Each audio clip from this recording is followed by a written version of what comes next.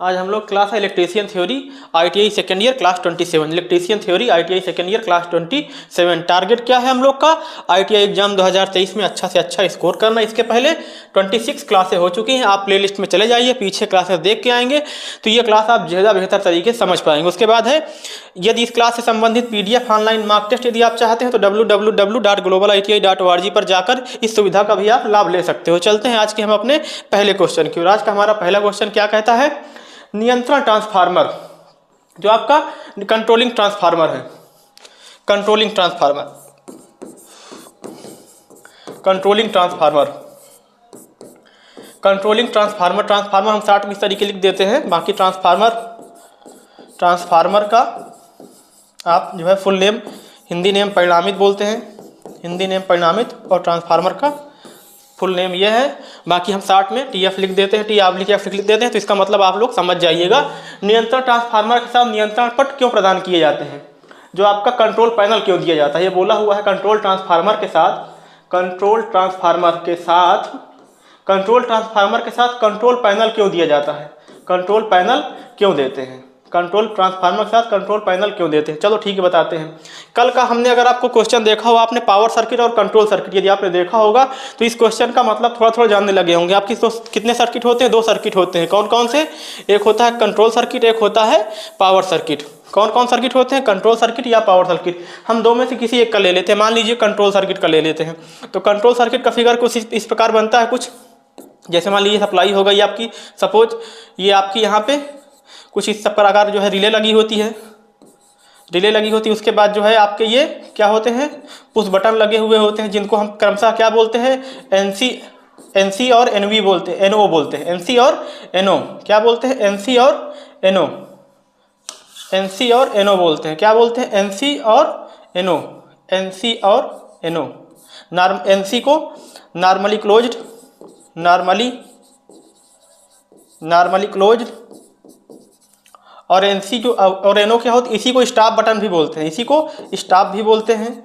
और बात की जाए NO की, तो NO आपका कुछ इस प्रकार होता है, NO भी कुछ इस प्रकार होता है आपका। हो सकता है एग्जैक्ट फिगर ना बने, आप लोग समझ जाइएगा। उसके बाद यहाँ पे कुछ इस प्रकार, और बाकी NVC लगी होती है। NVC का फुल फॉर्म होता है नो वोल्ट कॉयल, NVC का फुल फॉर्म होता है no volt coil, no volt coil. उसके बाद यहाँ पे मान लीजिए न्यूट्रल सप्लाई या कुछ भी है आपका। उसके बाद इधर आपका जो होता है क्या लगा होता है? ऐसे कुछ ऑक्सिलरी कॉन्टेक्ट लगा हुआ होता है। क्या लगा हुआ था? Auxiliary contact, auxiliary contact, auxiliary contact, सहायक भी बोलते हैं इसको हिंदी में, ऑक्सिलरी सहायक। ठीक।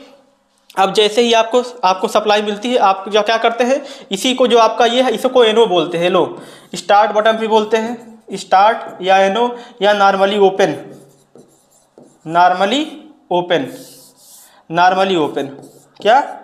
Normally open, normally open. अब देखो जैसे आपने, अब देखो स्टार्ट बटन से आप स्टार्ट करते हो, उसके बाद छोड़ देते हो। अब जो छोड़ दिया आपने, उसके बाद भी सप्लाई बनाए रहती है। कौन बनाए रखता है आपका? इसी को होल्डिंग कॉयल भी बोलते हैं। इसी को कभी कभी आपको होल्डिंग कॉयल भी, ये होल्डिंग कॉयल का भी काम करती है, होल्डिंग कॉयल, होल्डिंग कॉयल भी कह सकते हो यहाँ पे। तो जो ऑक्सिलरी कॉन्टेक्ट होते हैं कभी कभी होल्डिंग कॉयल का भी काम करते हैं, कभी कभी नहीं, मतलब देखा जाए तो होल्डिंग कॉयल का काम भी इनसे हम लेते हैं। उसके बाद अब देखो यहाँ पे जो सप्लाई आती है, अब ये तो जो है अगर इस प्रकार देखा जाए तो ये छोड़ देंगे तो क्या हो जाएगा, लेकिन अब इसको इसमें कंटिन्यू सप्लाई रखनी है ना। और कभी भी देखो जो आपको जो ऑक्सिलरी कॉन्टेक्ट होता है इधर नहीं लगाते, इधर लगा दोगे ना तो जो आप करने ऑफ करोगे, स्टॉप करोगे, तो उसके बाद भी जो है सर्किट ऑपरेट होती रहेगी। तो हमेशा ऑक्सिलरी कॉन्टेक्ट किसके साथ लगाते हैं? जो आपकी NO है इसके साथ लगाते हैं। किसके साथ लगाते हैं? NO के साथ लगाते हैं। उसके बाद देखो अब बोला हुआ नियंत्रण ट्रांसफार्मर के साथ नियंत्रण पट क्यों प्रदान किया? Why control panel are provide with control transformer, इसलिए प्रदान किया जाता है कि जो हमारी कंटिन्यूटी है सप्लाई की वो बनी रहे। तो यहाँ पे क्या दिया हुआ? To maintain rated voltage to load, to operate the auxiliary circuit, to maintain rated main supply voltage, to supply reduced voltage, to supply reduced voltage to power circuit, ये दिया हुआ है। तो हमने क्या बताया? To operate the auxiliary contact circuit. क्या बोला था? क्या करता है? जो आपकी ऑक्सिलरी सर्किट है, इसी को बताने की कोशिश कर रहे थे काफ़ी देर से, जो आपकी ऑक्सिलरी सर्किट होती है। ये सब तो एक प्रकार से समझाई तरीका है, इसका कोई मतलब नहीं। जो आपकी जो ऑक्सिलरी सर्किट होती है, ऑक्सिलरी सर्किट, सहायक सर्किट जो होती है, इसको क्या करता है? सहायक सर्किट को संचालित करने के लिए हम क्या यूज करते हैं? कंट्रोल ट्रांसफार्मर यूज करते हैं। मतलब क्या स्पष्ट हुआ आपका? सहायक सर्किट, सहायक परिपथ, सहायक परिपथ, सहायक परिपथ, सहायक परिपथ, सहायक परिपथ को संचालित करने के लिए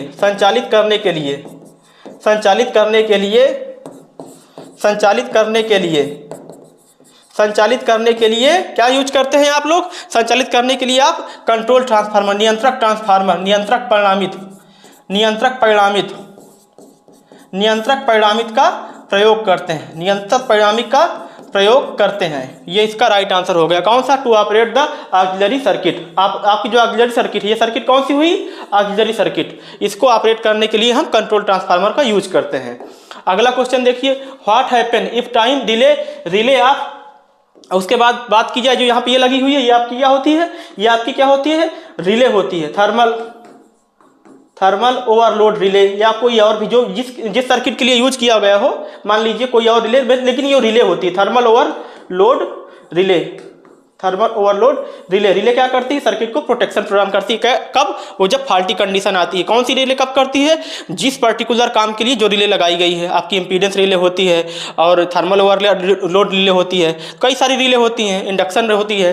तो जिस पर्टिकुलर काम के लिए जिस पर्टिकुलर फॉल्ट को लेना है, उसी के पर्पज से रिले की मैन्युफैक्चरिंग होती है। उन्हीं रिलो का हम यूज करते हैं अलग अलग कंट्रोल सर्किट और पावर सर्किट में। उसके बाद चलिए, what happen if time delay relay of auto star delta, what happen if time delay relay of auto star delta start still in closed condition after starting. पूछा क्या होता है अगर एक ऑटो स्टार डेल्टा, जो हम बताए आपको, एक चीज़ बताए थे आपको, एक फंक्शन बताए थे। फंक्शन क्या बताए थे? फंक्शन हमने बताया था SMTD का फंक्शन बताया था। SMTD फंक्शन क्या होता है आपका? SMTD का फंक्शन क्या होता है? हमने SMTD फंक्शन बताया है। SMTD फंक्शन यदि आपको आता है तो ये क्वेश्चन आप कर लोगे। क्या होता है SMTD फंक्शन? क्या बोलता है? पहला जो है स्टार में हुआ, उसकी सप्लाई आपकी, उसके बाद फिर जो है मेन, स्टार के बाद मेन, या कहीं कहीं पे MSTD दे देता है, कहीं कहीं SMTD को कन्वर्ट करके कहीं कहीं क्या कर लेता है? MSTD लिख देता है। और MSTD की भांति ही इसी की भांति कंस्ट्रक्शन या असेंबली भी कर देता है आपके सर्किट की। ये क्या हुई? आपकी SMTD हुई। SMTD का मतलब हुआ स्टार हुआ आपका। स्टार के बाद आई मेन के बाद क्या आया? टाइमर। मेन के बाद क्या आया? मेन के बाद आया टाइमर के बाद क्या आया? टाइमर के बाद आया डेल्टा। आपकी मोटर जब स्टार्ट होती है तो उस कंडीशन में क्या रहती है? पहले स्टार में रहती है, फिर अपने जब रेटेड स्पीड का जो है 75 या 85 या 50 क्या बोलते हैं 65 7 जितने पर रेटेड की गई है, मतलब जिस पर्टिकुलर रेटेड स्पीड पर उसको डेल्टा में कन्वर्ट होना है, तो टाइमर क्या करता है? सेंस करता है और जो है सप्लाई को डेल्टा में कन्वर्ट कर देता है। हमारी मोटर फिर डेल्टा में कंटिन्यू रन करने लगती है। किसमें? डेल्टा में। जैसे ही अपने रेटेड स्पीड का 75 to 85, या हर मोटर के लिए अलग अलग होता है। कहीं पर जो है ये आपको 60 to 75 मिल जाएगा। तो इसके लिए कोई पर्टिकुलर एरिया नहीं। अगर किसी पर्टिकुलर एरिया की बात किया होता तो मैं वो भी बता देता कि इस मोटर के लिए रेटेड स्पीड कितनी होगी डेल्टा कन्वर्जन के लिए, 75 to 85 होगी, या 75 to 80 होगी, या 70 to 75 होगी, या 65 to 70 होगी। लेकिन यहाँ पे ऐसा कुछ नहीं किया। हमने बता दिया कि डेल्टा में लगभग जब मोटर अपने RPM का, रेटेड RPM का 70 to 75%, रेटेड स्पीड का 70 to 75% पा जाती है, तो उस समय हम क्या करते हैं? उसको डेल्टा में कन्वर्ट करते हैं। और ये कब होता है? ये काम कैसे होता है? जो हमारा टाइमर लगा हुआ होता है, टाइमर को पता होता है कि कितने टाइम में इस मतलब कि 5 सेकेंड 10 सेकेंड या कितने सेकेंड में उसका एक टाइम होता है, इतनी अपनी RPM पा लेगा, इतने अपने रेटेड स्पीड पा चुकेगा। मतलब अपनी रेटेड स्पीड कितने टाइम में पा जाएगा उसे पता है। टाइमर को सेंस किया गया है। अब जब पता है टाइमर को 5 सेकेंड 10 सेकेंड में मोटर अपनी 70 to 75% स्पीड पा जाएगी रेटेड स्पीड का, तुरंत क्या करेगा? सप्लाई आपकी डेल्टा में कन्वर्ट कर देगा। तो यहाँ पे पूछा हुआ है कि what happen if time delay relay auto star delta starter still in close condition after starting. मतलब स्टार्टिंग के बाद क्लोज कर दिया गया है तो क्या होगा?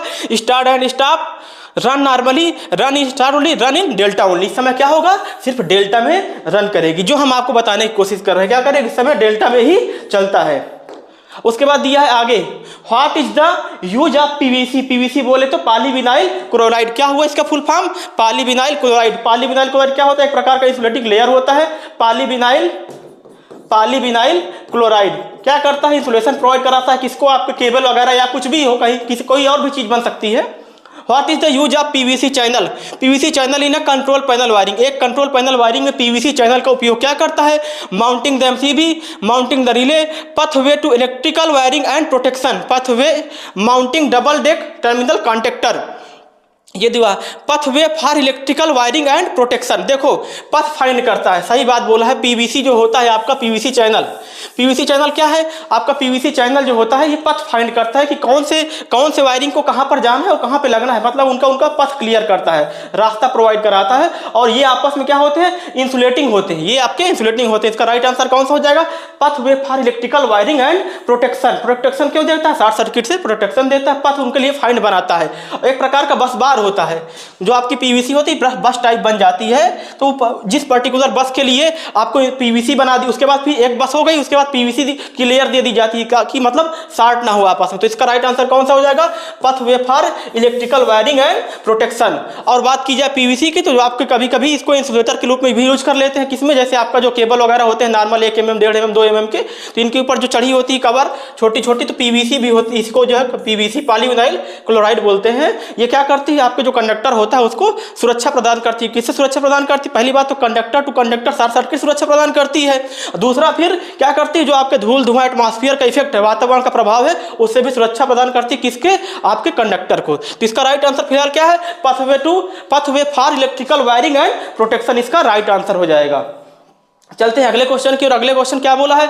अगला क्वेश्चन बोला है what is the purpose of thermal overload relay in contact panel. नियंत्रण पट में थर्मल ओवरलोड रिले, आप हम पूछा था ना कंट्रोल पैनल, अभी बात किए थे थर्मल ओवरलोड रिले दिखाए थे अभी आपको बना के। आपकी जो पावर वायरिंग होती है किस प्रकार की होती है? पावर सर्किट होती है और कंट्रोल सर्किट। वायरिंग कितने प्रकार की होती है? 2 प्रकार की होती है, पावर सर्किट और कंट्रोल सर्किट। तो पूछा है जो आपका वही पैनल होता है आपका, उसमें जो रिले लगी है थर्मल ओवरलोड रिले, किससे सुरक्षा प्रदान करती है? थर्मल ओवरलोड रिले किससे सुरक्षा प्रदान करती है? Switching on off circuit, protect the circuit from earth fault, control the circuit based on time delay, protect motor from overloading and heating। देखो ओवरलोडिंग और हीटिंग अभी हमने बताया था क्या करती है। थर्मल जो रिले है, थर्मल रिले क्या करती है? थर्मल रिले आपकी मोटर को क्या करती है? देखो यहाँ पे मोटर की फॉर्म में यूज किया गया है या किसी और डिवाइस के फॉर्म में यूज कर सकते हैं, लेकिन जो थर्मल ओवरलोड रिले है इसका फंक्शन हर जगह वही होगा। क्या होगा? और हीटिंग और ओवरलोडिंग से प्रोटेक्ट करेगी किसको? सर्किट को। थर्मल रिले क्या करती है? ओवर हीटिंग भाई रेटेड हीटिंग है, जितना हीट है उससे ज़्यादा ओवर हीटिंग और ओवरलोडिंग दोनों से प्रोटेक्शन प्रदान करती है। क्या करती है? दोनों से प्रोटेक्शन देती है आपके सर्किट को या आप जिस इक्विपमेंट के साथ जोड़ी गई है। तो मोटर को ओवर हीटिंग और ओवरलोडिंग से बचाती है। इसका राइट आंसर कौन सा हो जाएगा? D number. मोटर को ओवरलोडिंग और ओवर हीटिंग से बचाती है कौन? Thermal overload relay. उसके बाद अगला क्वेश्चन दिया है why sequential control of motor is required in industrial application. Why sequential of motor required in, औद्योगिक अनुप्रयोगों में मोटर के अनुक्रमिक नियंत्रण की आवश्यकता क्या है? अनुक्रमिक मतलब जो सिस्टम होता है, सिस्टम हुए। जैसे कोई पूछे कि आपको जो है 1 से 10 तक की संख्या लिखनी है, तो ठीक है आप बोलोगे 1 से 10 तक लिखनी है, आप इस तरीके लिख दोगे 1 2 4 5 3 7 8 6 9 10 इस तरीके लिख दोगे। तो आपने लिख तो दिया जितनी थी 1 2 जो भी लिख दिया, लेकिन आपका एक सीक्वेंस नहीं है ना। आपको 1 2 के बाद यहाँ पे 3 लिखना चाहिए, ठीक है। 4 5 के बाद यहाँ पे आपको जो है 6 लिखना चाहिए, 3 को यहाँ लिखना चाहिए, 7 8 के बाद ये 6 आपको यहाँ होना चाहिए। तो इस मतलब आपने सीक्वेंस गलत कर दिया, लिखा तो उससे होगा ये। अगर कोई पर्टिकुलर पूछ ले, अगर आप कोई सिस्टम में, जैसे अभी तो ये आपका ह्यूमन सेंस है, आपने देख के पहचान लिया यहाँ पे गलती है, लेकिन सिस्टम अगर होगा, सेंस नहीं करोगे, जो आपकी सर्किट्स होती है वो नहीं जानती कि आप इक्विपमेंट को गलत जोड़ रहे हो या कनेक्शन सही जोड़ रहे हो। हम आप तो जान गए देख के कि वास्तव में 2 के बाद 3 आता है, 4 के बाद 5 आता है, लेकिन सर्किट को नहीं पता है कि कौन सा जो है आपका रिले पहले लगेगी, एमसीबी पहले लगेगी। अगर आपने दिमाग लगाए, बिना दिमाग लगाए उसके साथ छेड़खानी कर दी, जहाँ पे फ्यूज लगाना है वहाँ पे एमसीबी लगाए, जहाँ पे आपको रिले लगानी है वहाँ पे आप जो है कॉन्टेक्टर लगा दे रहे हो, कुछ और लगा दे, तो होगा ये कि जो है मोटर तो नहीं ऑपरेट होगी, लेकिन सर्किट में कोई और पार्ट है वो ऑपरेट हो जाएगा, आपकी मोटर को भी नष्ट कर देगा, हो सकता है आपके आसपास के एरिया को भी नष्ट कर दे, खुद भी नष्ट हो जाएगा, आपकी जेब को भी नष्ट कर देगा। जेब बोले तो रुपया, आपको दोबारा अरेंजमेंट करना पड़ेगा। इसलिए क्योंकि आपकी जो असेंबली थी सर्किट की वो बेकार हो चुकी है। तो इसलिए पूछा है कि औद्योगिक अनुप्रयोग मोटर में सीक्वेंशियल, इसीलिए हम सीक्वेंस में यूज करते हैं। सीक्वेंस कैसे बनाते हैं?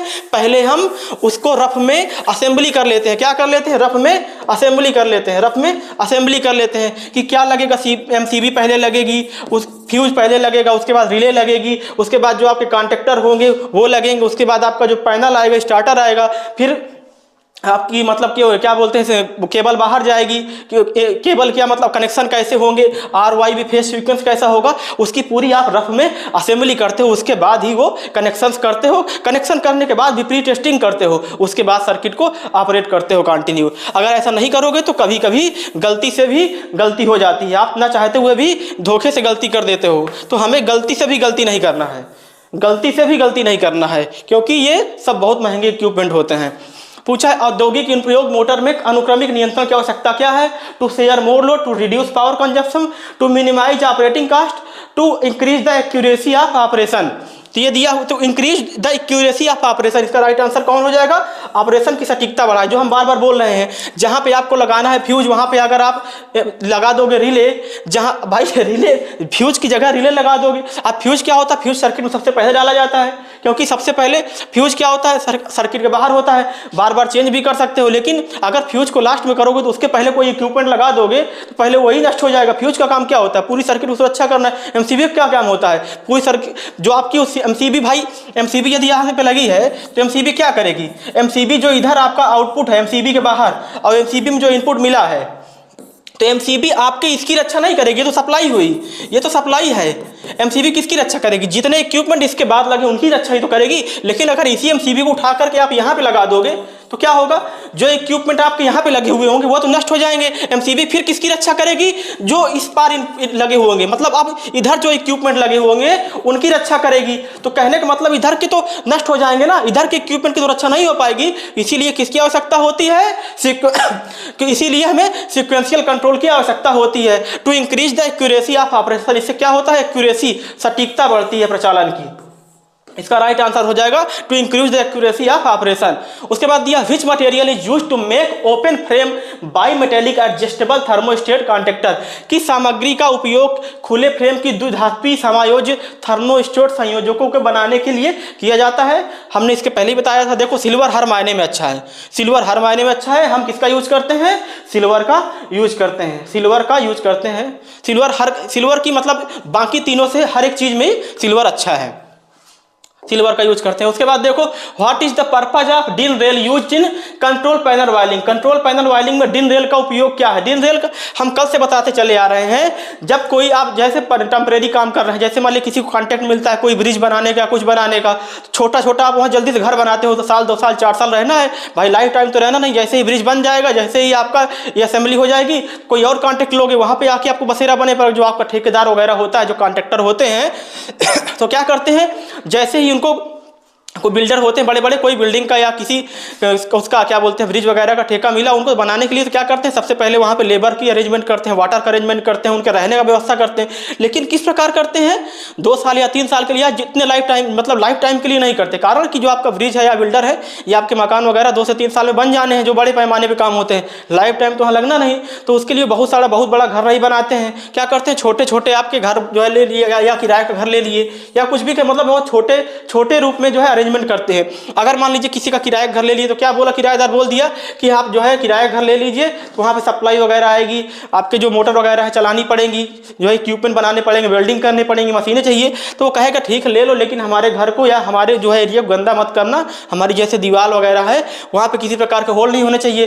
तो आप कहोगे ठीक है हम 2 वर्ष के लिए ही रहेंगे यहाँ पे, आपका कुछ भी नहीं। आप क्या करोगे? डिन रेल ले लोगे। डिन रेल क्या करता है? डिन रेल एक इसमें जो है नाली के आकार का केपिंग टाइप का डिन रेल इस प्रकार बना हुआ होता है। डिन रेल कुछ इस प्रकार बना हुआ होता है। डिन रेल कुछ इस प्रकार बना हुआ होता है।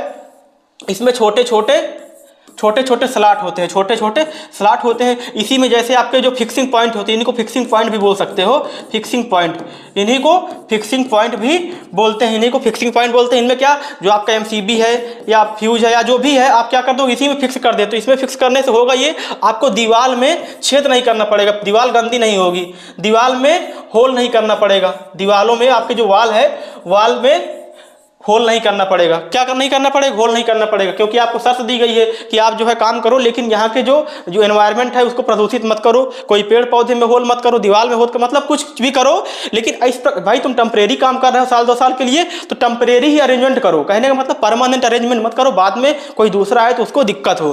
तो उसके लिए क्या यूज करते हैं हम? ड्रिल रेल का यूज करते हैं, लाने ले जाने में भी आराम होता है, इसी में सब फिक्स कर देते हैं। To provide the pathway electrical wiring, install the high power circuit accessory, mounting the double deck terminal, mounting the control accessory without screw. मतलब ये देखो, इसका राइट आंसर क्या हो जाएगा? बिना दीवार में स्क्रू के, बिना नियंत्रण सामग्री लगाना, मतलब बिना स्क्रू के, कोई आपको जो है स्क्रू नहीं लगाना है, कोई दीवार या कहीं पे आपको स्क्रू नहीं लगाना है किसी प्रकार का, बिना स्क्रू के नियंत्रण सामग्री, मतलब कंट्रोलिंग, जैसे आपका एमसीबी हो गया या फ्यूज हो गया, कुछ भी होगा, रिले वगैरह हो गया, क्या करोगे? इसी में सब फिक्स कर दोगे, इसी में सब फिक्स कर दोगे। कहीं कहीं पे इसे डिन रेल बॉक्स भी बोलते हैं, डिन रेल बॉक्स भी लिखा हुआ मिलता है, तो उसमें कंफ्यूज मत होना। डिन रेल बॉक्स सारे इक्विपमेंट प्रोडक्शन वाले इसी में हम फिक्स कर देते हैं, जरूरत पड़ने पर हटा लेते हैं। उसके बाद फिर दिया है which device control the operation in sequential control system. कौन सी डिवाइस अनुक्रमिक नियंत्रण प्रणाली में संचालन को नियंत्रित करती है? देखो यहाँ पे दिया हुआ है टाइमर, रिले, कॉन्टेक्टर और दिया हुआ है कंट्रोल ट्रांसफार्मर। अब which device is control the operation in sequential control system. Sequential control system में हम हमेशा बोलते हैं, जैसे मान लीजिए सीक्वेंशियल कंट्रोल सिस्टम, जैसे आपका कोई मोटर है, अब मोटर को स्टार में चलना है, उसके बाद फिर डेल्टा में कन्वर्ट होना है कुछ देर के बाद, तो क्या होगा? स्टार में आपकी मोटर स्टार्ट हुई, मोटर आपकी स्टार्ट में, मोटर आपकी स्टार में स्टार्ट हो गई। अब उसको कुछ देर के बाद क्या होना है? उसके बाद टाइमर जो है लगा होता है। टाइमर क्या करता है? एक पर्टिकुलर उसको पता होता है 5 से 10 सेकेंड या जो भी हो, या 15 से 20 सेकेंड में मोटर अपनी रेटेड स्पीड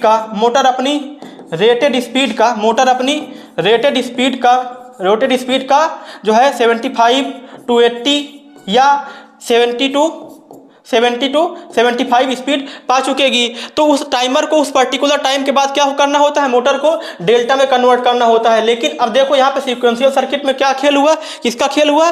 टाइमर का खेल हुआ ना। टाइमर लगा था तभी तो आप सेंस कर पाए कि अब मोटर को हमारी डेल्टा में कन्वर्ट होना है, मतलब मोटर को जो है सप्लाई अब जो है डेल्टा कनेक्टेड होगी हमारी। स्टार डेल्टा स्टार्टर जो होता है उसमें क्या होता है? ये स्टार डेल्टा स्टार्टर क्या होता है? आपका जो मोटर होती है पहले स्टार में कनेक्टेड होती है, उसके बाद फिर जब मोटर अपनी रेटेड स्पीड का 75 या 70 to 75% पा लेती है, या मतलब जित पर्टिकुलर रेटेड स्पीड के लिए उसे में डेल्टा में कन्वर्जन के लिए रेटेड किया गया हो कि इतनी स्पीड के बाद मोटर हमारी डेल्टा में कन्वर्ट हो जाएगी, तो क्या करता है? टाइमर सेंस करता है। टाइमर को पता होता है कि इतनी स्पीड में, जैसे आपका टाइमर होता है ना, जैसे आप 1600 मीटर की दूरी तय करते हो, आप रनिंग करने जाते हो, जैसे आर्मी वगैरह तैयारी करते हो, तो आप टाइमर लगा लेते हो कि हमें 1600 मीटर दूरी तय करने में कितना टाइम लगा, देखते हो 4:40 लगा या 5:40 लगा, एक दिन देख लेते हो, फिर डेली आप जो कोशिश करते हो कि 5:40 के अंदर ही हम जो है 1600 मीटर की रेस कवर कर लें, क्योंकि आर्मी का जो होता है शायद 5:40 होता है।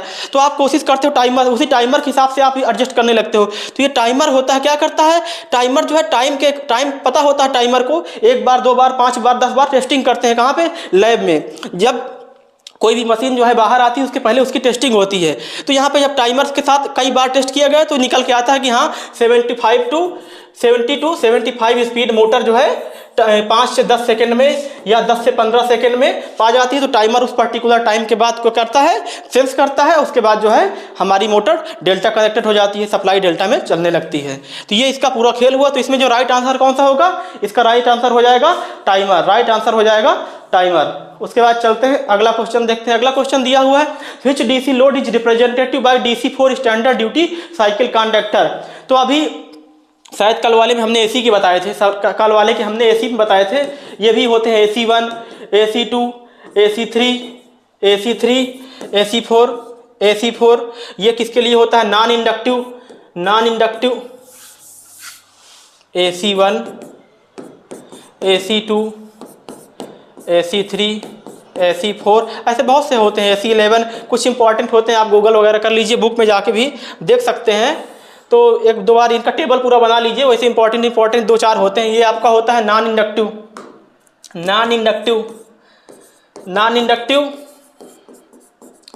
नॉन इंडक्टिव या स्लाइटली इंडक्टिव, बहुत कम,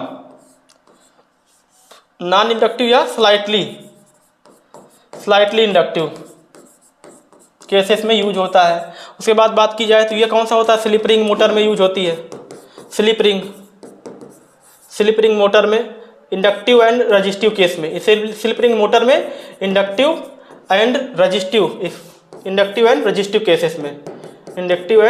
रजिस्टिव केसेस में, उसके बाद बात की जाए AC3 की, ये होता है स्क्वायरल केज मोटर के लिए ऑफ कंडीशन में, स्क्वायरल केज मोटर में ऑफ स्थिति बनाए रखने के लिए होता है। उसके बाद ये होता है आपका, यह होता है स्लिप रिंग का, ये होता है स्क्वायरल केज का, ये होता है इंचिंग के लिए होता है स्क्वायरल केज में, इंचिंग और उसके लिए ऑन ऑफ दोनों स्थिति बनाने के लिए, इसका भी स्क्वायरल केज में यूज होता है। बात की जाए उसके बाद इसकी क्या बोलते हैं, लोड संपर्क के DC4। अब देखो ये DC का है, ये हमने आपको AC के बताए हैं, 3-4 हैं, ज़्यादा नहीं है, इनको आप जो है एक बार देख लीजिएगा, आपकी बुक वगैरह में दिया होगा, पूरा टेबल है, तो मुख्य याद कर लीजिए। कभी कभी सिर्फ इस संकेत को पूछ लेता है कि DC4 का कहाँ यूज होता है, AC2 का कहाँ यूज होता है।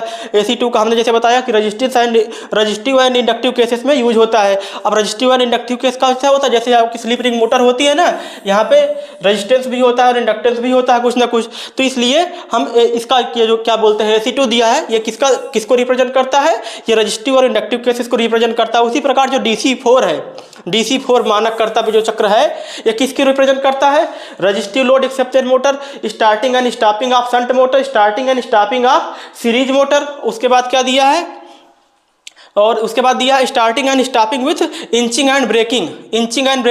देखो यहाँ पे लिखा है, जो हम बताया था आपको, स्क्वायरल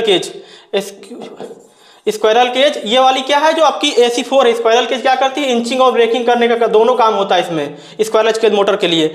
अब देखो यहाँ पे दिया है starting and stopping of series motor, starting and stopping with inching and braking. अब यहाँ और दिया है starting and stopping of series motor. ये 4 ऑप्शन दिए हैं, लेकिन ये चारों AC के केस में है। यहाँ पे दिया है DC4 दिया हुआ है, तो DC4 किसके लिए होता है, DC4 उसी प्रकार हो जिस प्रकार AC4 इन सब के लिए होता है, उसी प्रकार DC4 किसके लिए होता है, DC4 होता है start and stopping of series motor, start and stopping of series motor. अब सीरीज मोटर कहाँ पे होती है, सीरीज मोटर में क्या होता है, जो स्टार्टिंग टार्क होता है कैसा होता है, इसमें हाई स्टार्टिंग टार्क होता है और ब्रेकिंग टार्क भी बहुत ज़्यादा होता है। इसका यूज कहाँ पे होता है, रेलवे वगैरह में, आपके जो रेल इंजन वगैरह होते हैं वहाँ पे यूज होता है। ठीक है, DC4 वाली ये क्या बोलते हैं, starting and stopping series motor की बात की जाए, सीरीज मोटर जो होती है, DC सीरीज मोटर कहाँ यूज होती है, रेल डिब्बे में आपके जो इंजन होता है, DC सीरीज मोटर कहाँ यूज होती है, इंजन में जो आपको लगी रहती है, नीचे जाके देखना जो लगी रहती है कौन सी होती है, DC सीरीज मोटर होती है। कौन सी होती है, DC सीरीज मोटर। इसका टार्क भी बहुत ज़्यादा होता है। इसी को जो है कंट्रोल करने के लिए क्या बोलते हैं, starting and stopping series motor के लिए DC4 हम लोग यूज करते हैं संकेत। which DC load represented by DC standard duty cycle of conductor. तो कौन रिप्रेजेंट करता है, DC4 हमारा starting and stopping series motor represent करता है। उसके बाद चलते हैं अगला क्वेश्चन देखते हैं। What is the purpose of control transformer use in control panel wiring. Control panel wiring में उपयोग किए जाने वाले नियंत्रण ट्रांसफार्मर का क्या उपयोग है। थोड़ा सा बड़ा कर दे question. What is the purpose of control transformer use in control panel wiring. What is the purpose of control transformer use in control panel wiring में उपयोग किए जाने वाले नियंत्रण ट्रांसफार्मर का, यही मतलब जो क्वेश्चन पीछे था वही क्वेश्चन फिर से पूछा हुआ है। कंट्रोल पैनल वायरिंग में उपयोग किए जाने वाले नियंत्रण ट्रांसफार्मर का क्या उद्देश्य है। जो आपकी कंट्रोल पैनल वायरिंग है उसमें जो नियंत्रण ट्रांसफार्मर यूज करते हैं इसका क्या उद्देश्य है। To maintain constant terminal voltage, to supply the power to the auxiliary circuit, to control the supply voltage to contactor, to protect the element from over voltage and fault. ये दिया हुआ है। तो अब देखते हैं, तो supply power to the auxiliary circuit अभी जो हमने बताया था, पीछे एक क्वेश्चन बताया था इसी प्रकार सेम वही क्वेश्चन है, वही क्वेश्चन रिपीट किया हुआ है।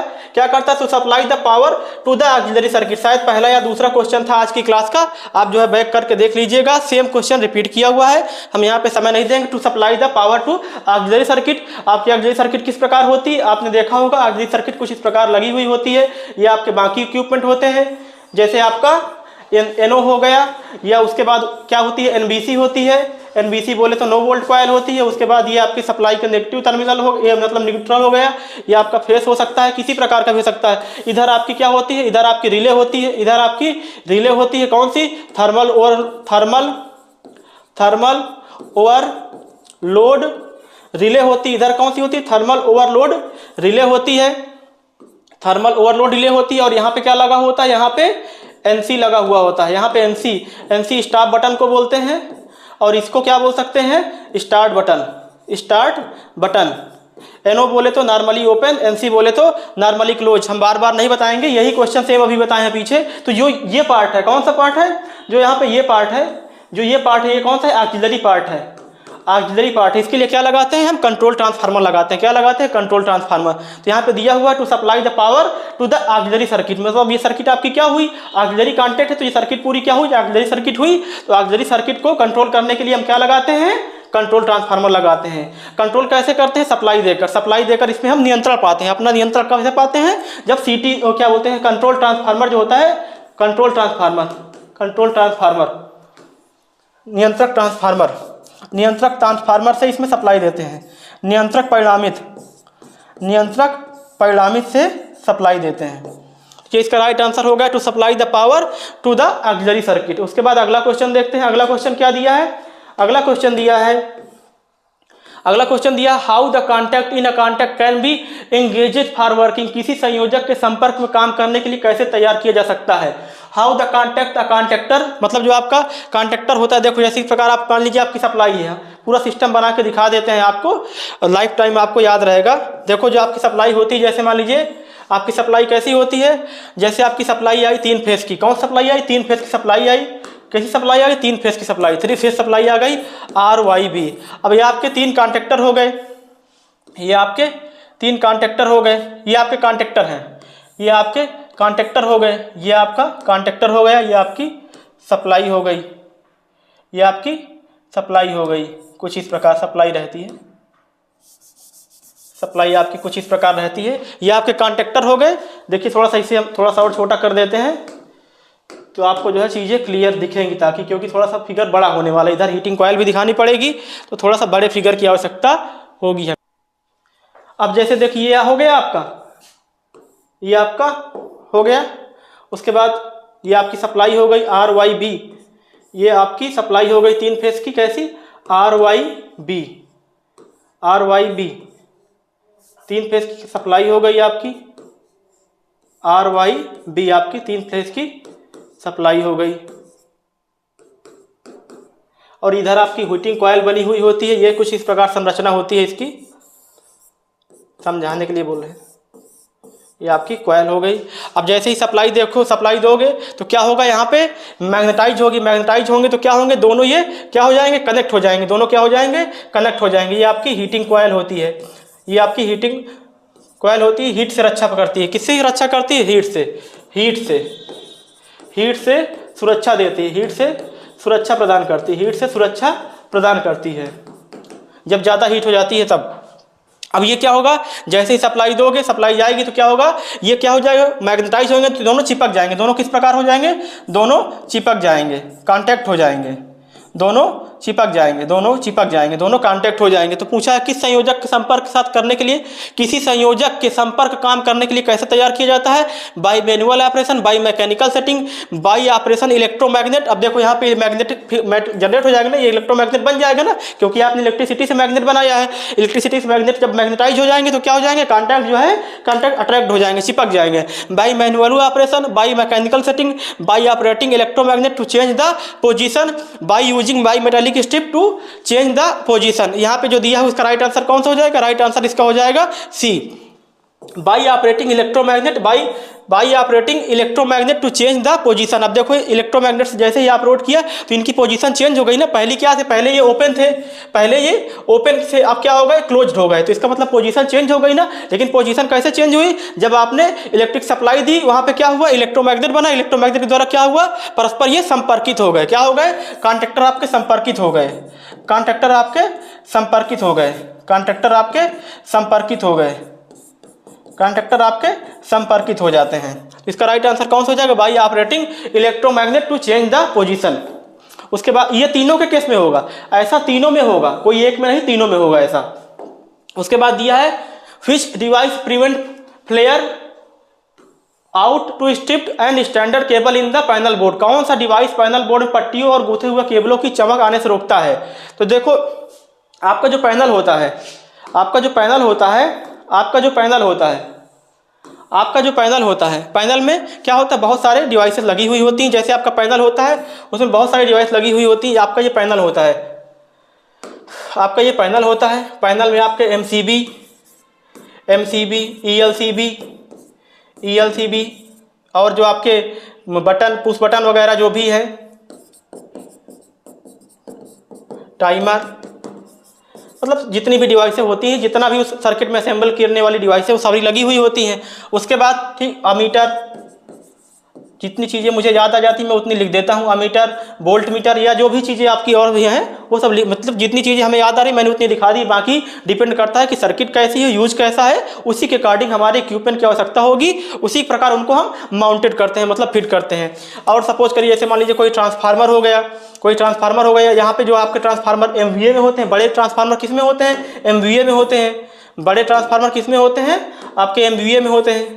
बड़े ट्रांसफार्मर MVA में होते हैं, फिर उनको KVA में कन्वर्ट करते हो कि भाई छोटे ट्रांसफार्मर KVA के बाद फिर जो आपके आते हैं नॉर्मल, जो आपके घर सब स्टेशन होते हैं, पावर हाउस में होते हैं। जैसे मान लीजिए आपकी सप्लाई 33 kV है, उसको 11 kV में कन्वर्ट करते हो, फिर कन्वर्ट करते हो, ज़रूरत पड़ी तो 415 में कन्वर्ट करते हो। तो इस सब के लिए पूरा एक पैनल बनाते हो ना, पावर हाउस वगैरह होता है वहाँ पे आप देखते हो जाके एक पैनल बनता है पूरा, जिस मतलब क्या करते हैं वहाँ पे सप्लाई हम क्या करते हैं, ज़रूरत पड़ी तो स्टेप अप करते हैं, ज़रूरत पड़ी तो स्टेप डाउन करते हो। जैसे आपके यहाँ पे 11 kV आई, 11 kV से आप क्या कन्वर्ट कर रहे हो, 415 में कन्वर्ट कर रहे हो, तभी तो आपको कंज्यूमर को दे पाओगे, तभी आप कंज्यूमर को दे पाओगे। तो उसके लिए क्या चाहिए, आपको एक पूरा पैनल चाहिए।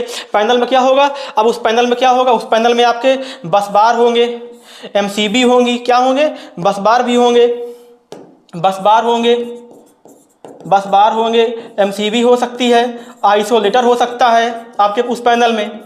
अब आइसोलेटर क्या करता है, सर्किट को तोड़ता है, आपके सर्किट को ब्रेक करता है। ये सारे इक्विपमेंट होंगे, तो इन्हीं में क्या करना पड़ता है, बार बार कभी कभी आपको जोड़ भी लगाने पड़ेंगे।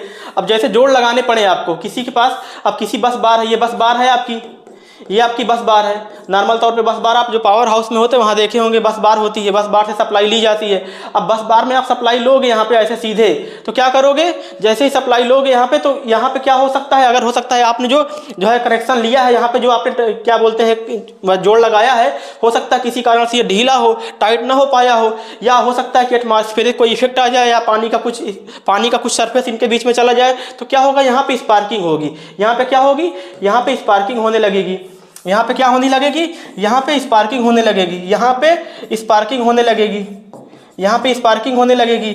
अब इस स्पार्किंग से बचने के लिए, इस स्पार्किंग से बचने के लिए क्या करोगे आप, इस स्पार्किंग से बचने के लिए कि ऐसा जोड़ ही मत लगाओ ना, तो क्या करोगे आप, लग लगाओगे, कोई नट बोल्ट ले लोगे, ऐसे जोड़ लगा के फिर नट बोल्ट आपके जो होते हैं लग, इनको क्या करते हो, इससे कस देते हो, इससे क्या करते हो, कस देते हो। तो क्या होता है यहाँ पे आपके जोड़ लूज नहीं होते हैं। तो इसका राइट आंसर कौन सा हो जाएगा, स्लीव, वायर फेरूल्स, लग एंड थिम्बल्स और cable and binding strap button. तो इसका राइट आंसर कौन सा हो जाएगा, लग एंड थिम्बल्स, जो हमने आपको बताया, लग एंड थिम्बल। जैसे आपका यहीं पर है, आपके टाइमर लगे हैं, अमीटर वोल्ट मीटर लगे हैं, ये बस बार हो गई। अब यहाँ पे कोई जोड़ लगा रहे हो, तो इस जोड़ को कैसे लगाओगे, लग की मदद से लगाओगे, लग और थिम्बल वाला रूल अपनाओगे, तब ये जोड़ लगाओगे। यहाँ से स्पार्किंग समस्या कम हो जाएगी, स्पार्किंग की समस्या कम हो जाएगी। देखो यहाँ पे पूछा हुआ है ना, which device prevent flare out of stripped end standard cable the panel board. कौन सा डिवाइस पैनल बोर्ड पट्टियों और गुथे हुए केबलों में से चमक आने से रोकता है। चमक का मतलब होता है स्पार्किंग, समझ लीजिए, चमक। तो कैसे करेंगे आप, लग का यूज करेंगे ना, लग का यूज करेंगे तभी तो कम कर पाएंगे। तो इसका राइट आंसर कौन सा हो जाएगा, लग एंड थिम्बल इसका राइट आंसर हो जाएगा। उसके बाद चलते हैं अगले क्वेश्चन की ओर। अगला क्वेश्चन क्या है हमारा, अगला क्वेश्चन है पैनलों में कीड़ा और चूहा, पैनल में कीड़े और चूहे, पैनल में आपके how to protect the cable from insect and rat into panel, panel में कीड़े और चूहों से बचाव के लिए रक्षा कैसे करें। जो आपका पैनल बोर्ड होता है उसमें चूहे और कीड़ों से रक्षा करनी है। तो देखो पैनल बोर्ड हम क्लोज कर दोगे, पैनल बोर्ड जैसे ही क्लोज करोगे तो उसके अंदर किसी प्रकार का चूहा जा सकता है ना कीड़ा जा सकता है, लेकिन पैनल बोर्ड के अंदर कहीं ना कहीं कोई ना कोई तो आप इनपुट टर्मिनल दोगे या आउटपुट टर्मिनल लोगे। पैनल बोर्ड होगा, आपका पैनल बोर्ड है, आपका ये पैनल बोर्ड है, आपका ये पैनल बोर्ड है, आपका ये पैनल बोर्ड है। पैनल बोर्ड में कोई इनपुट केबल जाएगा कि नहीं जाएगा, 3 फेस का या 2 फेस का जो भी होगा, आपका आउटपुट भी निकलेगा। तो जब इनपुट जाएगा आउटपुट जाएगा तो यहाँ पे कुछ ना कुछ होल करना पड़ेगा ना आपके पैनल बॉक्स में जो आपका होगा पैनल बोर्ड में। तो यहाँ पे जब होल करोगे तो क्या देखोगे, यहाँ पे छोटे छोटे यहाँ से कीड़े, साथ में जो आपका होल करोगे तो भाई केबल जितना साइज का रहेगा उससे थोड़ा सा बड़ा ही होल रहेगा। तो इसका मतलब केबल के जाने के बाद भी थोड़ा बहुत स्पेस तो यहाँ बचेगा ना, थोड़ा स्पेस बचेगा ही बचेगा, थोड़ा स्पेस बचेगा ही बचेगा, स्पेस बचेगा ही बचेगा, स्पेस बचेगा। उस स्पेस से हो सकता है कि लीकेज वगैरह हो जाए, कोई पानी चला जाए थोड़ा सा, या कोई चूहा चला जाए, कोई चींटी चली जाए, या कोई और छोटा सा कीड़ा जो चला जाए। तो क्या होगा, वो जाएगा, हो सकता है अंदर की वायरिंग को डिस्टर्ब कर दे या उनको काट देगा। तो होगा क्या, आपका पैनल बोर्ड डैमेज हो जाएगा या पैनल बोर्ड वर्क करना कम कर देगा। मीटर, वोल्ट मीटर सब चीज़ें लगी हुई होती है, किसी पर्टिकुलर एरिया को जो है जाकर वो तो डेड कर सकता है। तो उसको बचाने के लिए हम क्या यूज करते हैं, उसको बचाने के लिए हम यूज करते हैं क्रोमेट का यूज करते हैं। यहाँ पे दिया हुआ होगा कहीं उसका। अब देखो क्रोमेट क्या होता है, क्रोमेट एक प्रकार का जैसे नट बोल्ट जैसे बना हुआ होता है। ये आपका जैसे मान लीजिए कोई होल होता है, यहाँ से वायर ले गए तो क्रोमेट क्या होता है, क्रोमेट इस प्रकार का बना हुआ होता है। तो यहाँ से जैसे ही वायर गया तो उसके बाद आप क्या करते हो, कस देते हो तो ये चिपक जाता है। यहाँ पे जो मतलब जो बचा हुआ स्पेस रहता है वो स्पेस नहीं रहता, मतलब स्पेस कवर हो जाता है, स्पेस कवर हो जाता है, स्पेस कवर हो जाता है, स्पेस कवर हो जाता है। जो आपका स्पेस है वो कवर हो जाता है, स्पेस आपका कवर हो जाता है, स्पेस आपका कवर हो जाता है। स्पेस कवरिंग के लिए हम किसका यूज करते हैं, उस बचे हुए स्पेस कवरिंग के लिए किसका यूज करते हैं, बाय यूजिंग ग्रोमेट्स या ग्रोमेट्स, बाय यूजिंग ग्रोमेट्स। ऐसा क्वेश्चन हम पीछे भी डिस्कस कर चुके हैं। हम इतना बढ़िया आपको पढ़ाते हुए चल रहे हैं कि इस क्वेश्चन को करने के साथ साथ ये क्वेश्चन क्यों सही है ये भी बताते हैं, और इस टाइप का कोई और क्वेश्चन आ जाए तो आप उसको भी कर सकते हैं। कहीं कहीं पे इसे क्रोमेट्स लिख देता है तो उसमें कंफ्यूज मत होना, ग्रोमेट होता है, ग्रोमेट बात एक ही है कहने का मतलब। उसके बाद अगला क्वेश्चन दिया हुआ है, what essential feature to be consider while designing layout of control panel. नियंत्रण पैनल लेआउट को डिजाइन करते समय किस आवश्यक विशेषता पर विचार करना चाहिए। जैसे आप असेंबली कर रहे हो किसकी, पट के लेआउट को डिजाइन करते समय नियंत्रण कंट्रोल पैनल के जो आपका लेआउट है, कंट्रोल पैनल होता है आपका, जो कंट्रोल पैनल होता है उसका असेंबली कर रहे हो, कंट्रोल पैनल का डिजाइन कर रहे हो, क्या कर रहे हो, डिजाइन कर रहे हो, संरचना बना रहे हो, उसका संरचना चित्र देख रहे हो, कंस्ट्रक्शन डायग्राम, संरचना चित्र देख रहे हो, उसका क्या कंस्ट्रक्शन डायग्राम देख रहे हो या उस पर विचार कर रहे हो, कंस्ट्रक्शन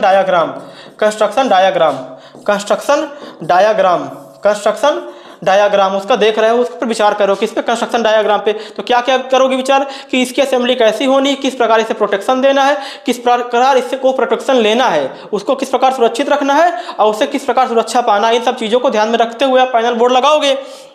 तो proper type of protection measuring system inside area, number of indicate light front panel, suitable method of levelling and cable outside dimension and swing area of cabinet. अब देखो जैसे बोला हुआ है कि अब आपने पैनल बोर्ड लगा दिया, अब कभी कभी ऐसा होगा कि पैनल बोर्ड में आपको कुछ इक्विपमेंट खराब हो गए, चेंज करने हैं, या कुछ किसी कारण से आप पैनल बोर्ड की आपको कुछ इक्विपमेंट की टेस्टिंग करनी है। तो पैनल बोर्ड हमारा कहने का मतलब जो आपका बनेगा, तो जब भी बनाओगे संरचना करोगे उसकी, तो ये इस चीज़ को माइंड में रख के करोगे पूरे पैनल बोर्ड की संरचना कि ये कैसा होना चाहिए, इसका हर एक एरिया एडजस्टेबल होना चाहिए, एडजस्टेबल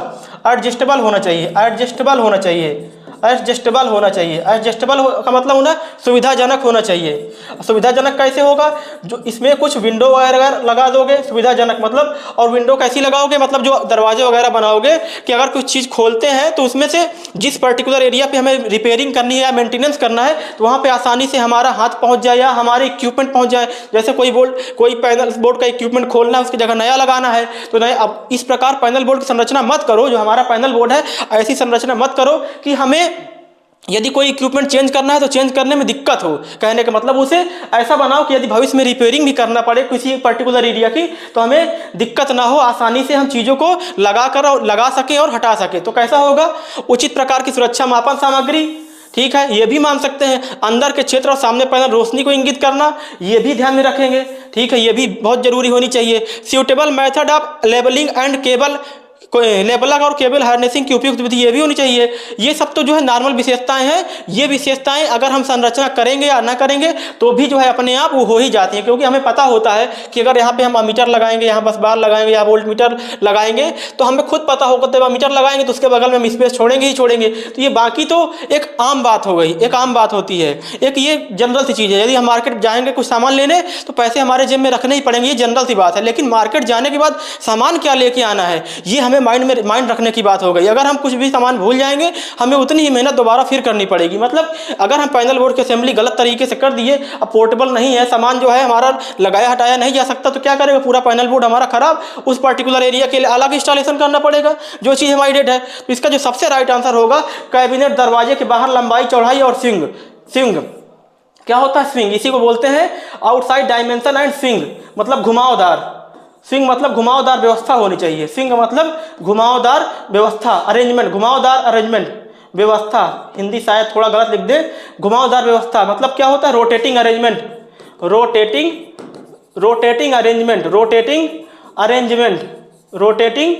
अरेंजमेंट होना चाहिए, इसका सबसे इंपॉर्टेंट रूल है। कैबिनेट दरवाजे के बाहर लंबाई चौड़ाई और स्विंग क्षेत्र। अगला क्वेश्चन देखिए, पावर और कंट्रोल वायरिंग अलग अलग रेस में क्यों चलते हैं। पावर, अब देखो बहुत अच्छा, सब पूरी क्लास का सबसे इंपॉर्टेंट क्वेश्चन अब हमें मिला है, कौन सा, जो दिया हुआ है सबसे इंपॉर्टेंट क्वेश्चन। इसको अगर हम नहीं देखेंगे तो मान लो कुछ नहीं देखे आज। सबसे इंपॉर्टेंट क्वेश्चन दिया, क्या दिया हुआ है पावर और कंट्रोल वायरिंग अलग अलग रेस में क्यों चलाते हैं। जो हमारी पावर वायरिंग होती है और कंट्रोल वायरिंग होती है, हम कल से बोलते चले आ रहे हैं, सर्किट कितने प्रकार की होती है हमारी, 2 प्रकार की होती है, पावर सर्किट और कंट्रोल सर्किट। दोनों में कोई विशेष अंतर नहीं होता, दोनों में प्रोटेक्टिव डिवाइसें लगी होती है, दोनों सुरक्षा के लिए हम लगाते हैं पावर वायरिंग और कंट्रोल वायरिंग। अब बात की जाए पावर वायरिंग और कंट्रोल वायरिंग। अब पावर वायरिंग जो होती है, देखो पावर वायरिंग, अब पावर वायरिंग हो गई आपकी, पावर वायरिंग हो गई, उसके साथ में आपकी नियंत्रक वायरिंग या कंट्रोल वायरिंग, नियंत्रक वायरिंग